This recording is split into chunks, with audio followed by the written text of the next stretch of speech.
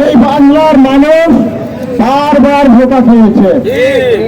47 সালে দেশ স্বাধীন হয়েছে, তখনকার স্লোগান ছিল এই দেশ কোরআন সুন্নাহর ভিত্তিতে চলবে, কিন্তু তাদেরকে জনগণ রায় দিয়েছে, দেশ স্বাধীন হয়েছে, কিন্তু তারা তার বাস্তবায়ন করেনি। 34 বছরের মাথায় বাংলাদেশের জনগণ শেখ মুজিবুর রহমানের ডাকে সাড়া দিয়েছে। তিনি ঘোষণা দিয়েছিলেন বাঙালি জাতির ভাতার এবং ভোটের অধিকার প্রতিষ্ঠা করবেন। এই বাঙালি জাতির ঘোষণায় লক্ষ লক্ষ মানুষ জীবন দিয়েছে, দেশকে স্বাধীন করেছে, কিন্তু ক্ষমতায় এসে গণতন্ত্রকে হত্যা করে একদলীয় শাসন কায়েম করেছে, জাতি তাকে প্রত্যাখ্যান করেছে।